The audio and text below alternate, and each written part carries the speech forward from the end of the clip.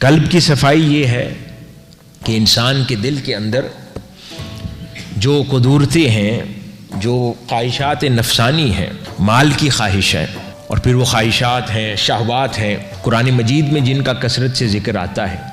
کبھی فرمایا کہ تمہارے لیے تمہارا مال، تمہاری اولاد فتنہ ہے. یعنی وہ خواہشات جو حد سے بڑھ جائیں. چاہے مال کمانے کی خواہش اگر تمہاری ضرورت سے زیادہ بڑھ جائے اور تمہیں باقی ہر کام اور خدا کی بندگی بھی چھوڑنے پر مجبور کر دے اور اپنے اندر اتنا فنا کر لے، تو اب یہ خواہش چھوڑنے کے قابل ہے.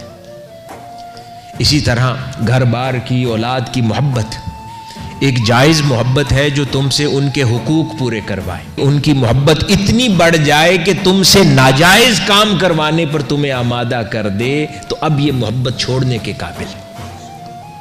اسی طرح گھر بار کی محبت اتنی محبت کافی ہے کہ جینے کے قابل سامان کرنے، لیکن اگر وہ محبت تمہیں اتنا فنا اور گم کر دے کہ تم حلال اور حرام کی تمیز بھی چھوڑ دو، تو پھر وہ محبت چھوڑنے کے قابل ہے.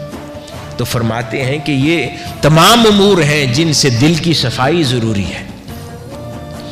اور پھر سر کی صفائی کیا ہے؟ سر کی صفائی وہ فرماتے ہیں کہ سر کی صفائی یہ ہے کہ انسان پھر اللہ رب العزت کے سوا ہر شے سے محبت چھوڑ دے. یعنی دل میں صرف اللہ پاک کی ذات بسے. یعنی یہ صفائے قلب کا درجہ نہیں ہے. صفائے قلب تو یہ تھا کہ جائز خواہش رہ جائے اور ہر ناجائز خواہش چلی جائے. لیکن سر کی صفائی یہ ہے کہ اب ہر جائز خواہش بھی چلی جائے اور فقط اللہ اور اس کی محبت باقی رہ جائے.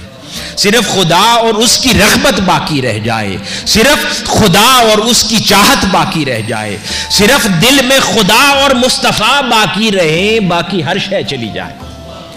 یعنی دین کی رغبت، دین کا عمل، دین کی خدمت، دین کی خاطر جینا، دین کی خاطر مرنا، مولا کی خاطر کچھ کرنا، باقی ہر شے چھوڑ دینا. جب اس کیفیت اور درجے کو پہنچ جاؤ گے تو حضور سیدنا غوث العظم رضی اللہ تعالیٰ عنہ فرماتے ہیں کہ اب یہ سر کو صفائی نصیب ہو گئی ہے. قلب کو صفائی نصیب ہوئی تھی جب ناجائز خواہشیں چھوڑ دی تھی، اور اب سر کو صفائی نصیب ہو جائے گی جب جائز خواہشیں بھی انسان اس مالک حقیقی کی خاطر چھوڑ دیتا ہے اور ترک کر دیتا ہے. پھر آگے ارشاد فرماتے ہیں کہ یہ منزل کیسے ملتی ہے، یعنی یہ صفائے قلب کیسے نصیب ہوگا. بڑی پیاری بات ارشاد فرمائی. فرماتے ہیں کہ یہ صفائے قلب دو طریقوں سے نصیب ہوتا ہے.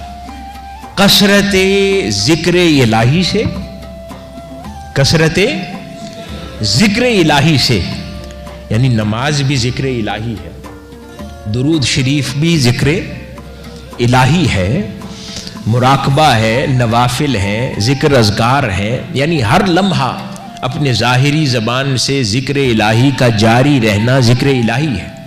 تو فرمایا کہ کثرت ذکر الہی سے اور عارفوں کی صحبت سے.